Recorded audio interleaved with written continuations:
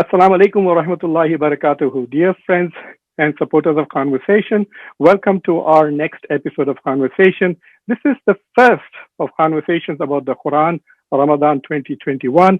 Some of you have benefited from Ramadan 2020, and now I'm happy and I feel blessed that I'm able to continue with Khanversations about the Quran in this month too. I want to first congratulate all of you for being fortunate enough to see another month of Ramadan. I hope and pray that all of us can benefit not just from fasting and doing ibadah and doing zikr and doing charities, but also increasing our appreciation and understanding of the Quran. Today, we are very fortunate to have with us a very distinguished teacher and translator and scholar of the Quran, and I will be introducing him shortly. But before that, let me also thank all of you who actually support the Khanversations. I also want to thank the Islamic Community Center of Lancaster, which will be co-hosting this series during the month of Ramadan.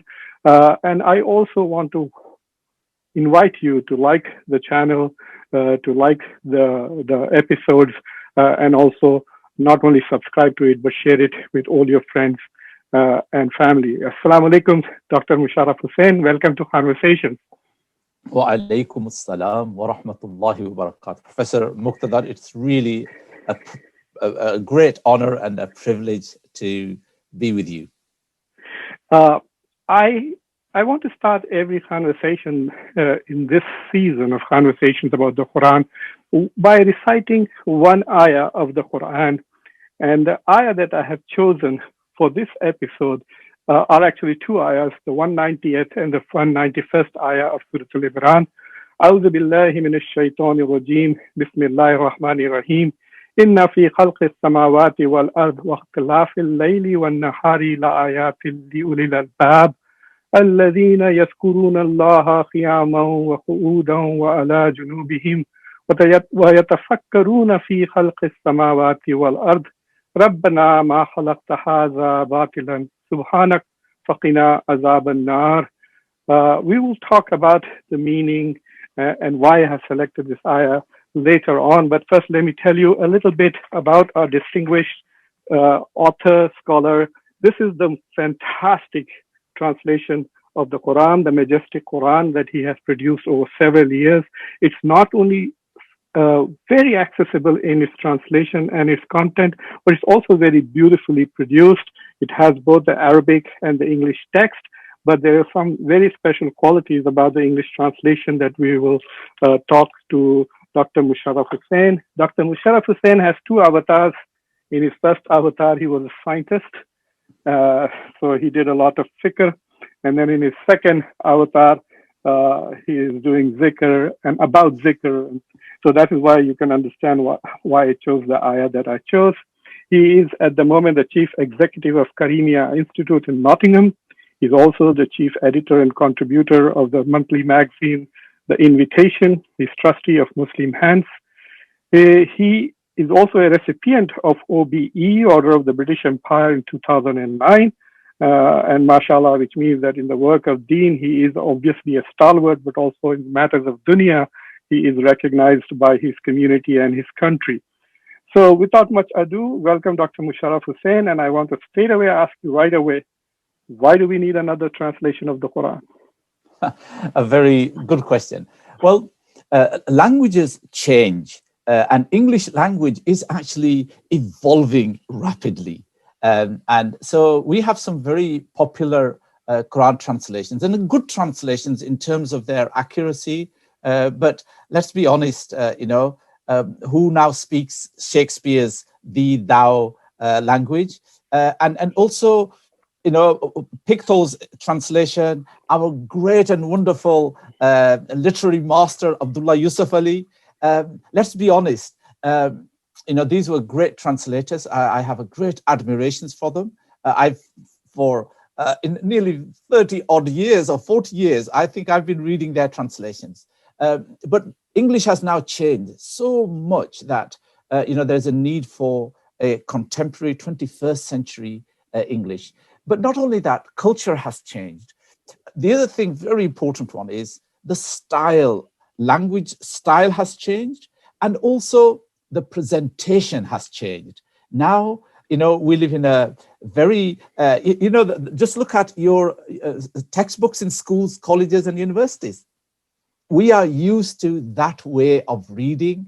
And if you present it in any other way, to be honest, our new generation will find it alien and they will be put off, and they are. And this was the sad situation I was seeing all around me, that when you talk about Quran translation, and people see those old translations, old language, old style of presentation and everything, they look at it for about 15 seconds and put it away. So there was a dire need to be able to use modern style, not just contemporary plain English, but also the style of presenting it.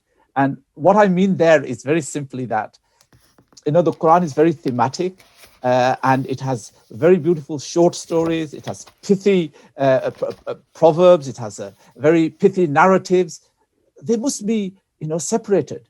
That's what, otherwise people will miss them. People won't understand it. So there was a real need of a translation that actually sort of reflects our literary world, the world that our children from the age of 4 or 5 start opening up and reading, from Harry Potter to whatever they're reading. I think it's really important to remember that.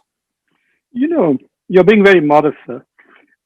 If you notice, I don't know whether you're familiar with Muhammad Asad's translation. Oh, I am. I love his notes. I'm not too fond of his translation, but I really like his notes. Yeah, some people say that. And I read his book, Islam at Crossroad, nearly 40 odd years ago. So I'm a great fan of his writing as well. He's really, and his Road to Makkah is amazing. Yeah. People say that he is influenced a lot by Mu'tazila thinking and Zamakhshari's linguistic things. But he did make a point that, which is the exact opposite of what you're saying. You're talking about how English has changed, but so has the way we speak and study and teach Arabic language, right? So for example, I went and studied Arabic in Morocco. And so once I get outside the institute, I could not understand what people were talking. And when I would speak in the bazaar, they would think I was a Saudi or something like that. So even the way we teach the language, especially the Fusha, very few people do, unless you travel really to some countries, you won't get access to Fusha. So I think you're being modest in suggesting that people like Pechtal and Yusuf Ali and others, we really don't know how good their Arabic really was, right?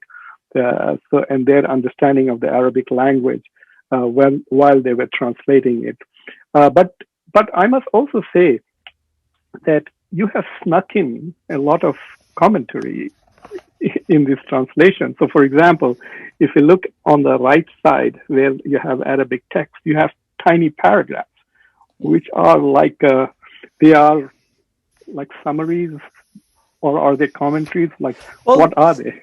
Yeah, that little nugget in the margin, Professor Muqtedar, is really what I gleaned when I was reading that page. What hit me, actually, and you will notice most of them, I've put a question at the end of it as well, or turned it into a question. And I think, I saw the Quran speaking, and that is what I'm trying to do throughout my I want people to actually listen to the Quran, let the Quran speak to them, and just listen. I mean, I think this is something which we don't do, sadly. We get bogged down with the with tilawat, and tilawat is a partial reading. Let me be honest. I mean that when I say that tilawat is partial reading, what I mean by that is, the Quran says, "Alladhina ataynahumul kitaba yatlunahu haqqa tilawati." Those to whom we have given this book, read it as it ought to be read. Now, what I mean by partial, so we read in Arabic, particularly the non-Arabs, we just read Arabic, sometimes obviously correctly in beautiful pronunciation, sometimes wrong as well, or a lot of the time, actually, a lot of people do poor pronunciation. Anyway, but what I mean by partial reading is, well, if you don't understand what you're reading, what is that? That's a partial reading. That is not whole reading. You're just being a parrot. And I think, that is not allowed, I think, in a modern, certainly in the West, where we have nearly 100% literacy. Every young Muslim is now a good reader of English, to a level which we've tried it with 8-9-year-olds, our Quran translation. I've tried it with many, an average 8-9-year-old children can read it, understand the narrative. Yes. So I think it's really imperative that we give up that notion that we should be just doing tilawat. We should also read. I understand that, but there is also this paradox about the Quran, where the Quran itself says it is easy to understand. Whereas the moment I start articulating my opinion based on my understanding of the Quran, and people jump on me saying that, well, you can't understand it until you have spent 20 years studying Arabic language, until you have spent reading all the tafasis, and you have learned about the naskh and mansukh and all of the ulum al-Quran, all the various caveats. And suddenly we find that it is an impossible text to really understand. So from your perspective, I don't think translation is possible without understanding. So what is your view on this paradox? Well, no, it's not a paradox, actually. What it is that the scholar's job, it is not the job of every Muslim to learn Arabic language, the sarf and nah, to learn the ilm al-ma'ani and ilm al-bayan, the rhetorics of it, and then the style of Arabic language, and then learn all the usul. No way. No, that is not at all. That is fardul ain. Sorry, fardul kifaya.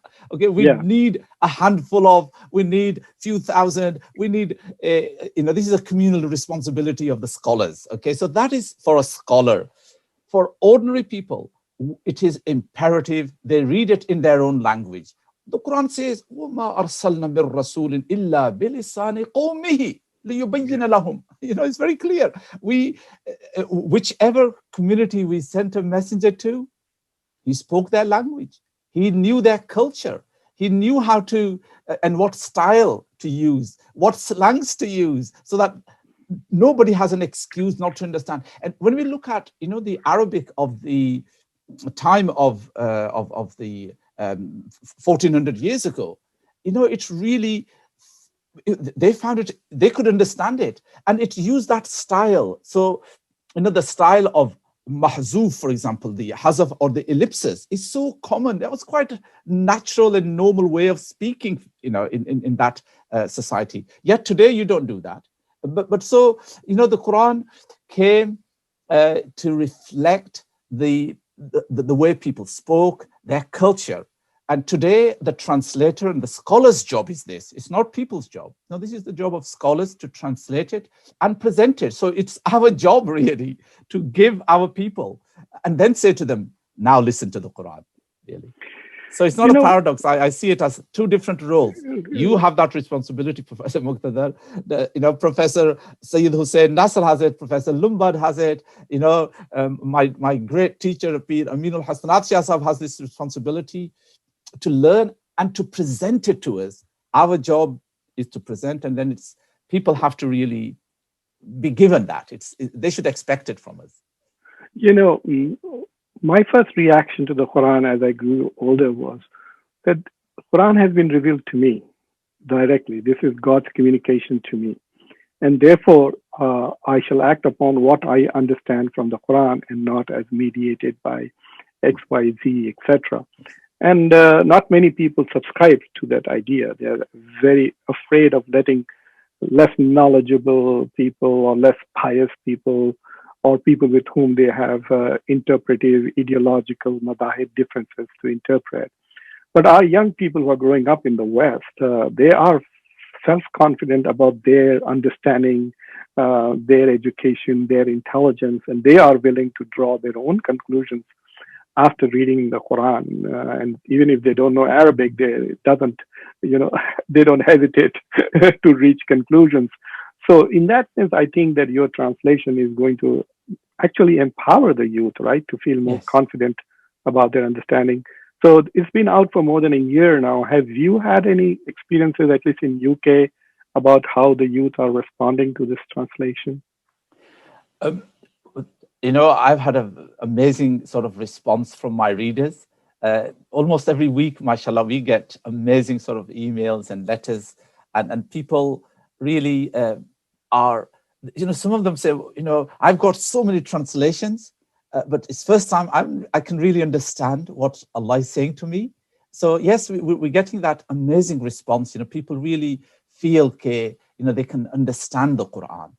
There is that enabling and empowerment, they feel, mashallah. So I'm really chuffed about that and humbled at the same time, that yes, mashallah, it's, people are benefiting from it in that way. And I think, coming back to this idea, you started, is the Quran easy to understand? Of course it is. But let's be honest, it's got some very deep ideas and thoughts in it. And I think what our scholarship has done over the last 1400 years is made the job very easy for a translator in the 21st century, actually. We've got, and this is the beauty of it, I think. And, you asked about, we need to be standardized, okay? I know we don't believe in sort of that this is orthodox and non-orthodox, but there is, of course, there is this sense that we are actually steeped in amazing understanding of the Quran. And I am somebody who actually, although I trained as a scientist and therefore I'm very curious and also rebellious in that sense, but no, I am, when it comes to the deen, I want to stay really in the middle. I adopt the middle path and the what is almost sort of consensual, where there is consensus, where there is agreement. Wherever there are differences, I don't think we want to bring those things in for the awam nas. I think people don't need to be involved in that, and rightly so. So you played it safe. Is that what you're saying? Yes, I think that's right. Yeah, and this is why I went to Darul Ifta of Egypt to get my endorsement. I went to many scholars to make sure that people are happy. And I myself, I know that the Quran, it does have certain differences. That there are differences, but why are you going to upset people and not go along the standard way? Really, I can't actually. So that is why I've played it safe, and I've gone along the route that I want millions of Muslims to benefit. Okay, I don't want people to be wasting time on minutiae and the details. We've got, the Quran is really about transforming the individual, making us kind, loving, thoughtful people. And that is what, I want people to be focusing on, really. That is what we mean by reading being a transformative experience, isn't it? Yes. That if you read the Quran, if you read the ayah of the Quran, if you reflect on it for a minute or two, you come out of it a better person. And if it is not, then it is not. And as you said, you said that you feel Allah is speaking to me. And that's really important, that I'm trying to always say, that, you should always feel engaged. You should feel that you are listening to Allah subhanahu wa ta'ala speaking to you. This is, after all, it is kalamullah. All right, this is the kalamullah. This is Allah's speech. So yes, you just said that we shouldn't focus on minutiae, but so forgive me, I want to focus on minutiae for a couple of minutes with two questions, really.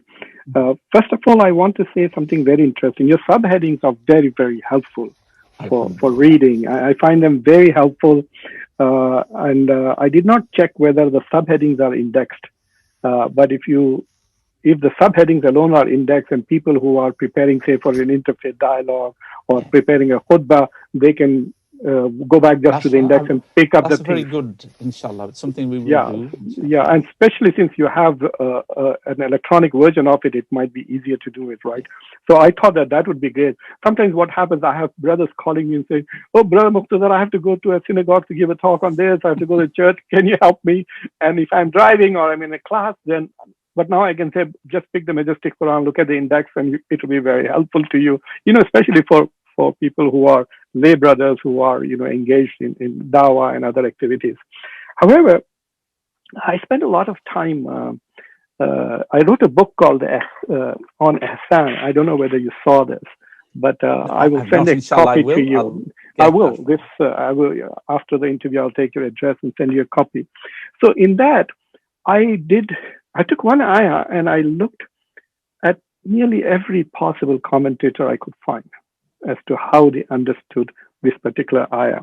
And this ayah is in Surah Al-Nisa, ayah number 125. The ayah says, Bismillahir Rahmanir Rahim, وَمَنْ أَحْسَنُ دِينًا مِمَّنْ أَسْلَمَ وَجْهَهُ لِلَّهِ وَهُوَ مُحْسِنٌ وَأَتَّبَعَ مِلَّةَ إِبْرَاهِيمَ حَنِيفًا. So I want to kind of nitpick your translation of this ayah. And you say, this is on page 184 of your volume, who is better in terms of religion than the one who surrenders himself completely to Allah, performs good works, and out of a natural inclination follows Ibrahim's way of worshipping. Allah took Ibrahim as a close friend. That's the next ayah.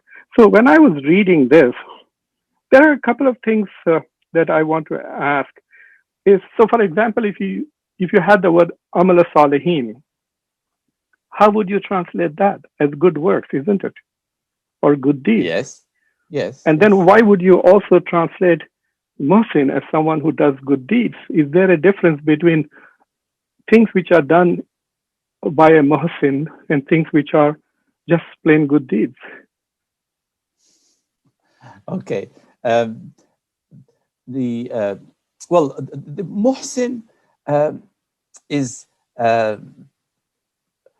I think the amalus salihat is the good deeds, and the muhsin is really to do with doing ihsan, to be honest, which is exactly benefiting others. It's about benefiting others, whereas amalus salihat is about me. It's the good deeds come to me, I get rewarded for them, I get the psychological buzz from it, I get the benefit, my heart gets it, my mind gets it, and others might get, okay? But muhsin is somebody who intentionally is doing a favor to others. And I think, this is where the poverty of language... I agree. Poverty of language. And also, I'll tell you something. I fell in love with the Quran at the age of 8 when I started memorizing it. And so I'm, for all this life, nearly 50 odd years, I have been reading Quran translations. So, those Pickthall and Abdullah Yusuf Ali's and Daud's as well. And for the last 10 years, Abdul Halim's, they are embedded in my head. So sometimes it's really so difficult to get out of that. Yeah. It really is a challenge, to be honest, sometimes to overlook that.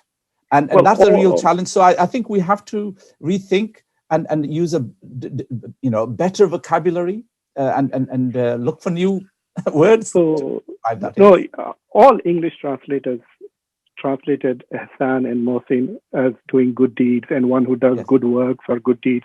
But it was very interesting. Ibn Kathir basically says, because this word muhsin needs to be explained rather than what is ihsan here. And muhsin, he explained muhsin is one who follows the Sharia. And my reaction was, it's like saying, who is a PhD? And then you say, oh, PhD is one who has passed high school.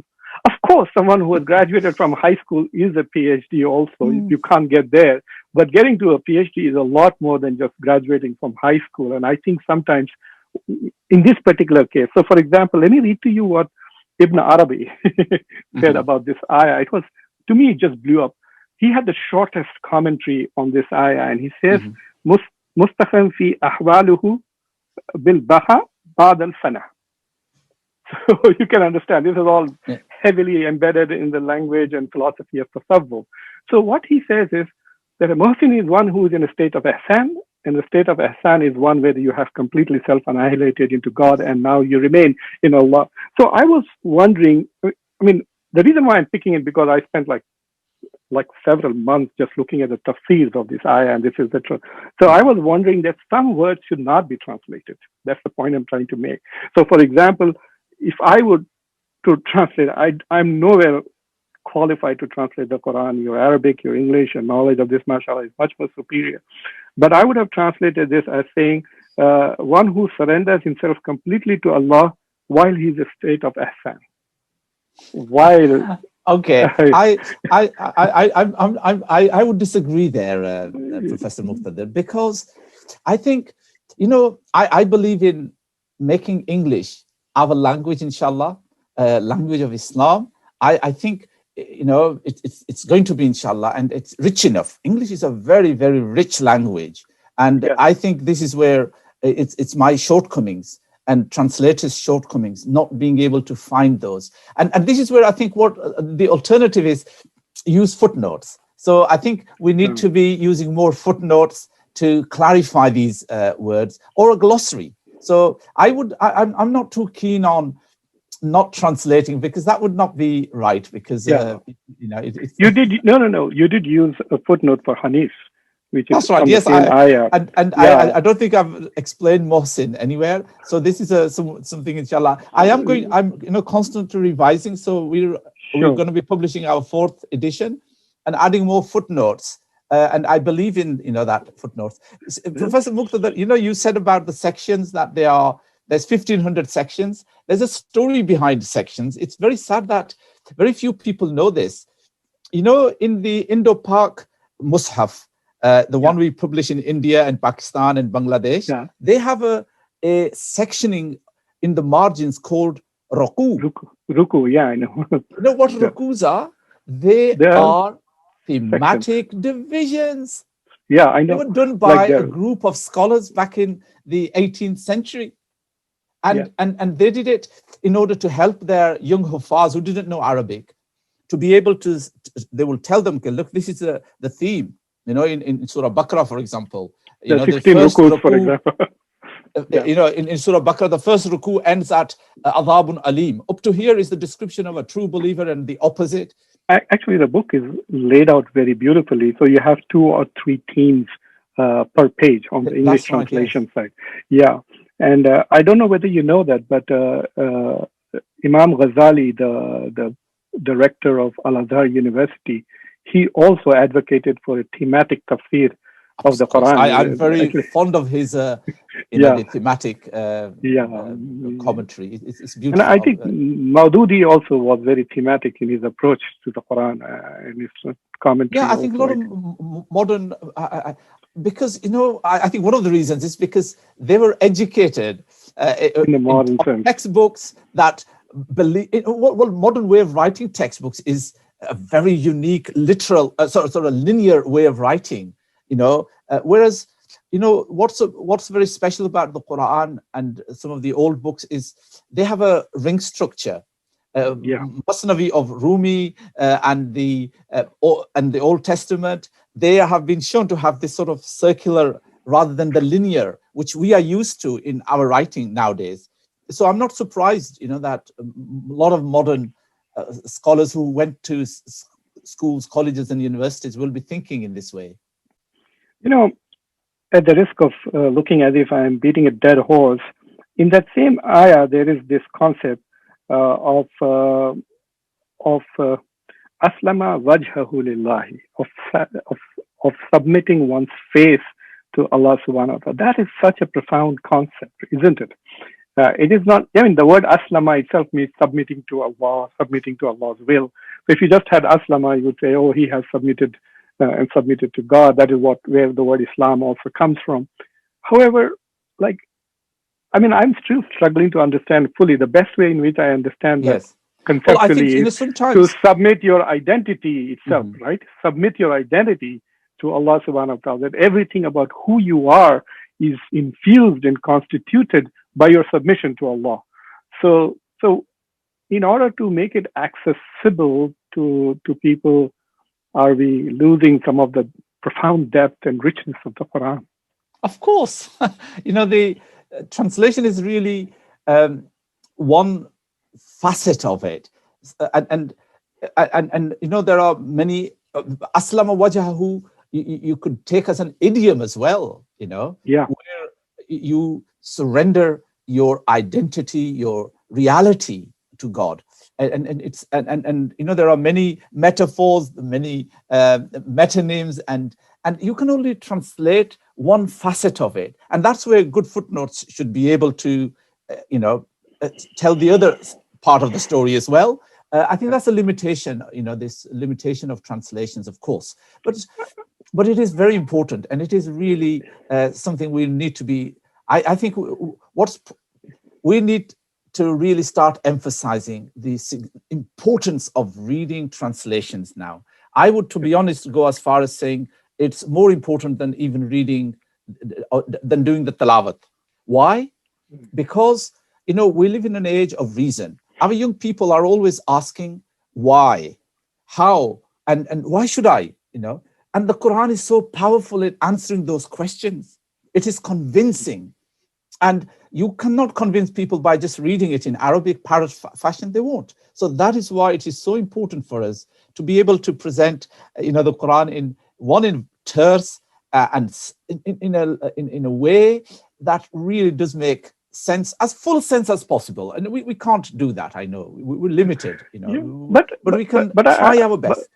But I think the beauty of your translation is that for any thinking person, especially if they were following your thematic subheadings, I think your subheadings are very clever, very thoughtful, and they will hook the person in. And so I'm sure that most teenage Muslims who are curious will explore further and beyond. I also want to look at one more ayah before I have other broader questions. This is 548, and you can understand this ayah by itself is a minefield. It's on page 218 in your volume. And the part of the ayah that I want to discuss, obviously, is the part where it is probably the last section in the Arabic part, Bismillahir Rahmanir Rahim. Look, لِكُلِّ جَعَلْنَا مِنْكُمْ شِرْعًا وَمِنْهَاجًا. And you translate that to every community in the past, we gave a specific law and a way of life. We can debate about whether minhaj is a way of life or whether minhaj is an epistemology of understanding, interpreting the Quran. But I'm very curious as to why I feel, if I were to translate this, I would say, لِكُلِّ جَعَلْنَا مِنْكُمْ شِرْعًا وَمِنْهَاجًا. To each one, we have given a sharia and a method. We have given a law and a method. But in the past part is very loaded, right? Especially given your subheading, which says religious differences are by Allah's will, which assumes that contemporary religious differences are by Allah's will. But here the translation throws it into the past. So, like, for example, if I were to say that diversity of religion is divinely ordained, but you're saying not in the present, in the past. I mean, is that... do you see the point that I'm trying to make? You're trying to say that it is not valid anymore. No. I think that's it's timeless. The idea that diversity, that diversity is timeless in the whole nature, in the whole universe. We see diversity, and the diversity of religions is also something that's been there and still is to this very day. So I'm not really quite sure how you come to that, but So, for example, if you read the tafasis of this ayah, people try to say that after the revelation of the Quran and of the advent of Prophet Muhammad, this has been abrogated. So, if you were a Christian or a Jew, before it was acceptable, but now there is no diversity, nobody will be accepted. There is salvation for nobody unless you are a Muslim. In fact, there is not a salvation for you even if you believed in one God. You have to believe in Prophet Muhammad also as messenger of Allah, or you're going straight through the green channel to hell. No, nothing like that. That is the standard orthodox position, which comes from most ulama. Whereas they struggle to then deal with 548, and they use Yeah. abrogation Well, techniques to silence that side of the Quran. So that little phrase saying that in the past, because it is not there in the text, right? Even though the verb jalna itself is a past tense word, but when instead of saying oh, I see. I we, see. Okay. do you see what I mean? All right. All right. I think, uh, in the past should have been in italics, and italics are the mahzufat, the ellipses. So you notice, Professor Muqtedar, Yes, I've you got have lots a of lot. the italics are really the mahzufat, are my additions to help the reader understand. And so in the past should have been actually in italics, but I can understand your criticism of that, which is very valid. That the Quran is not actually saying that, and I say this is yes.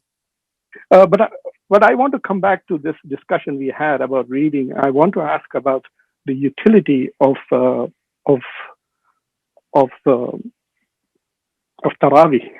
So I look at all of our community members in the US, and it is the biggest activity at the masjid. Like, we are gearing up for that. A lot for a smaller masajid, that is their biggest budget, importing an imam from India, Pakistan, or Egypt.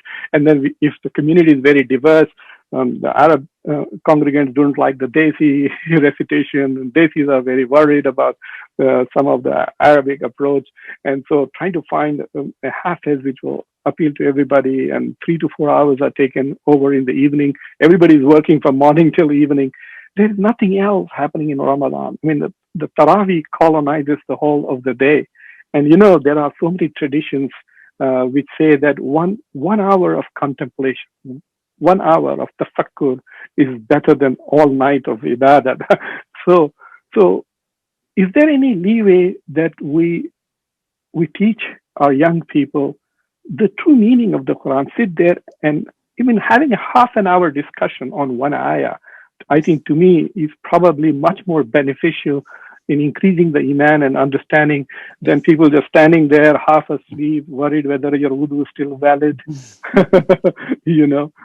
Well, first of all, this year we have at our Karimia's mosques, we have instituted that the Isha prayer will only be 1 hour long, and the Hufaz will have to finish everything with, from Salah to the last Witr Jamaat.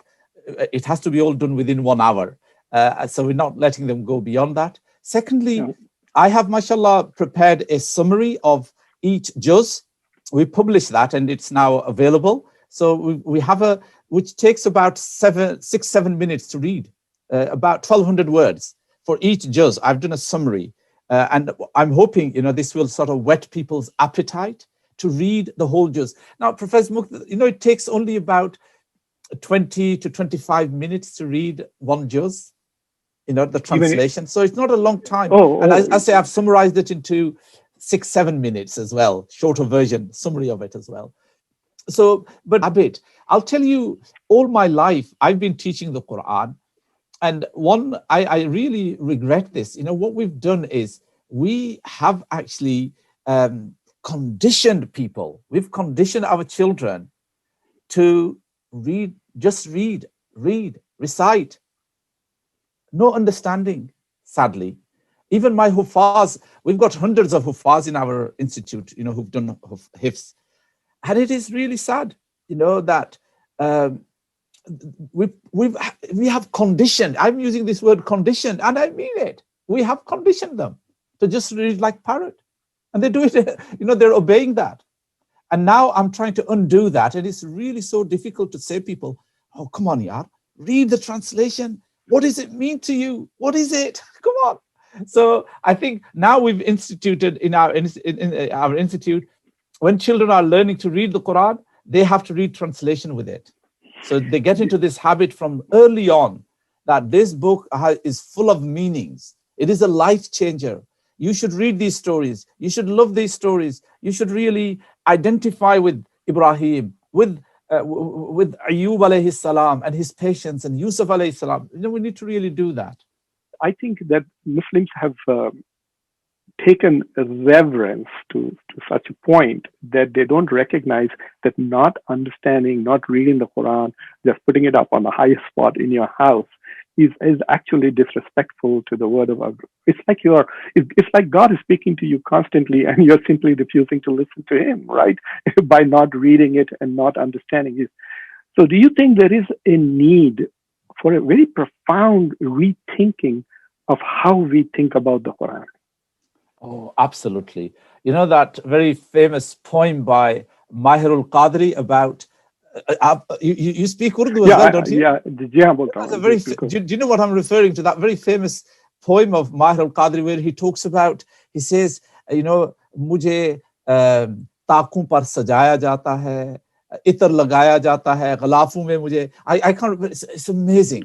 And that's really what he's saying is that, people keep me remote, Yeah. And as you said, this is not reverence, really, to be honest. This is not reverence. It is the very opposite of it. The Quran demands that you should be thinking, you should be understanding, you should be reflecting, you should be pondering on me, and you should be gaining the meanings, So that is really, and it's a very important, and I think we're just right, now that in the West, we have almost 100%, our, mashallah, congregations are literate. Therefore, we're in a very good position to be encouraging them. And the other thing is, I think, we've lost a lot of authority, or certainly the imams and the religious institutions haven't got that authority now. But this book does, and young people do give it that. So I think it's going to be natural that people will be coming to the Quran. One of the things, I approach our deen and everything from a very critical perspective, and I've realized that the only really substantive thing we have as Muslims is the Quran, and everything is around it, which can be very critical. And I find it very troublesome as to how little of the space it occupies, even in our religious discourse.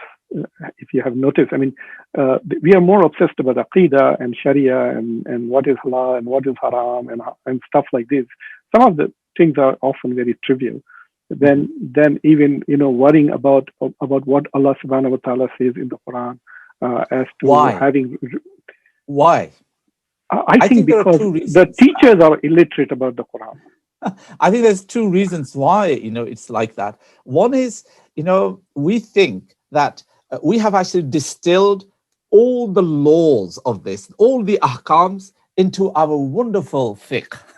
So fiqh is the ultimate, and yet it is only about 300 verses, which is about 5%, less than 5%. Okay, yeah. So we're very proud of that.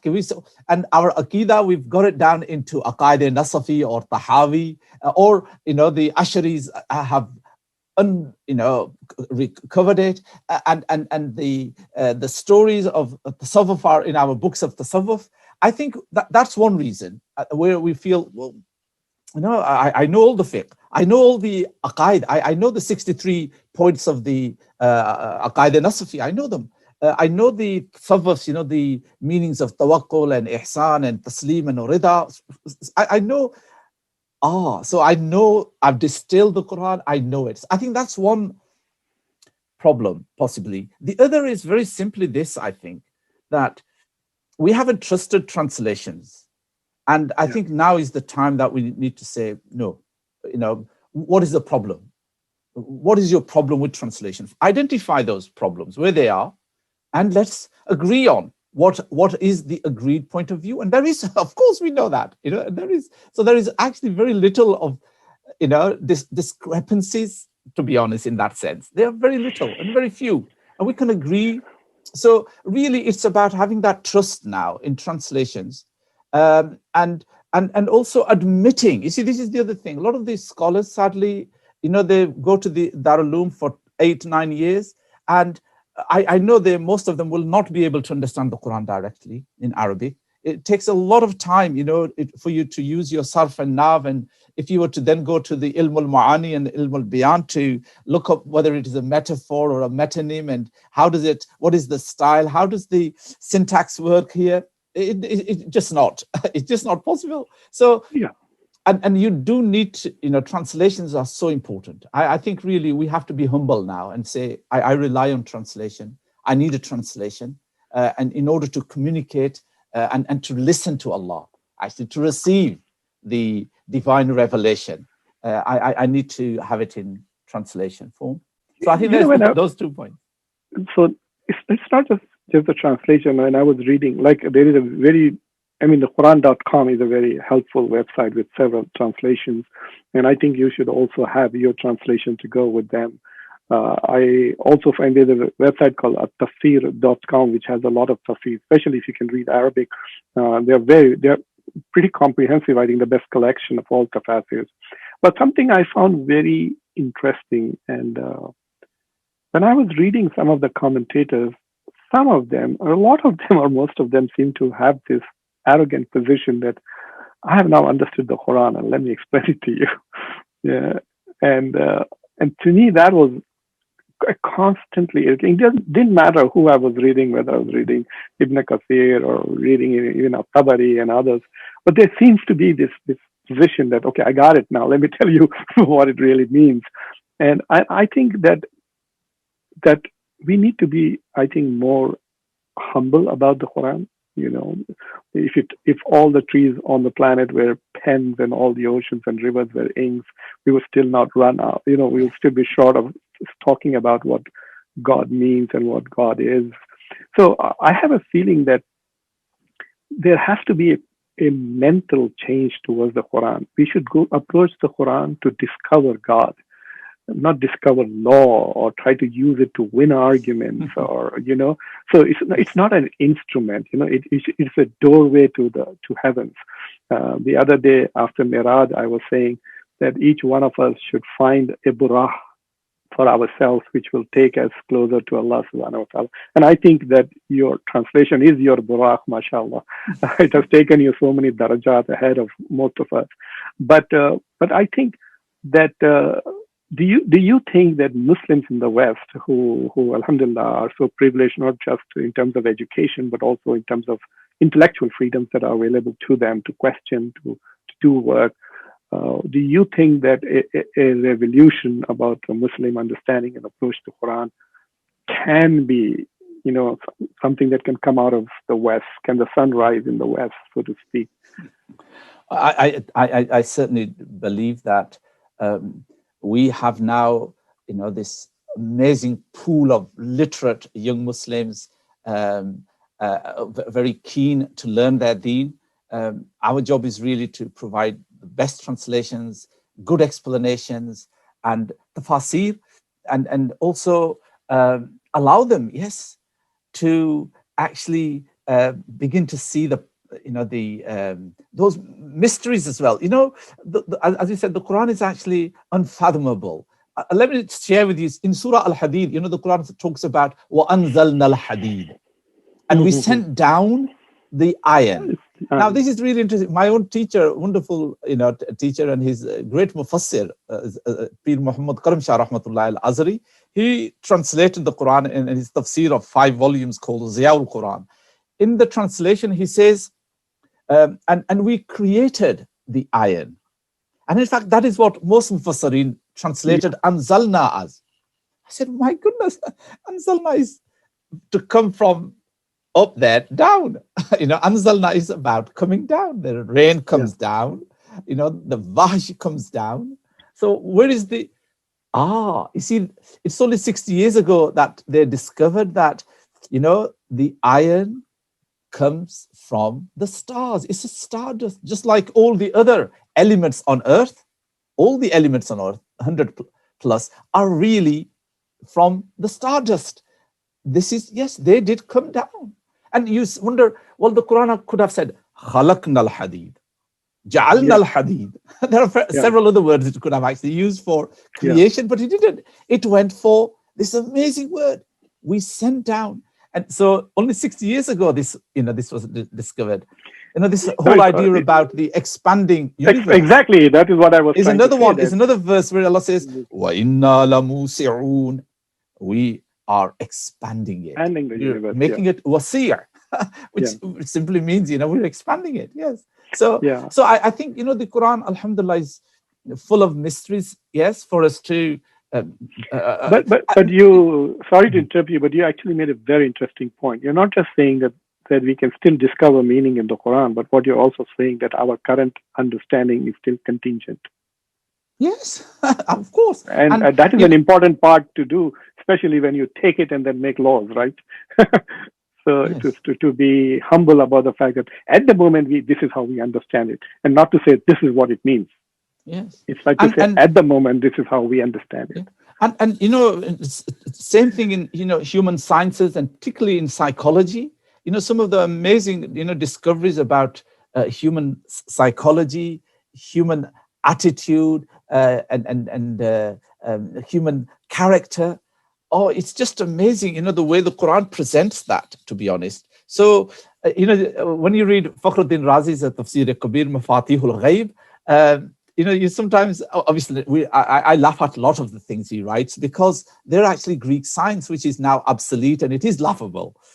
But it was so what is he geography and geometry, so he's actually using the science of his own time to understand the Quran, and I think that's what is a challenge for us now, and we should be. There's what I would love to see is a tafsir in which I can use humanities, human sciences. I can use management sciences. I can use business studies to help me to unpack the deep meanings of some verses, and that is really something wonderful. And I hope, inshallah, to use physics, to use chemistry, to use astrophysics to explain some of the beautiful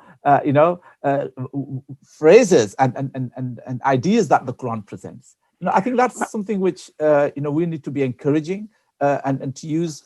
And I don't think we'll be doing anything that is out of place, to be honest. That would be, and that is what is demanded. I believe, that in my time, I am responsible for, my age and my people, and people have expectations that I should be able to present the Quran in modern context, using modern examples, not Tabri's and not Qurtubi's, not well. Yes, you need to some of sometimes you need to use some of those. But to be honest, contemporary science, contemporary humanities offers us so much rich material to enrich and unpack Quranic phrases, Quranic ideas, and Quranic thoughts, really.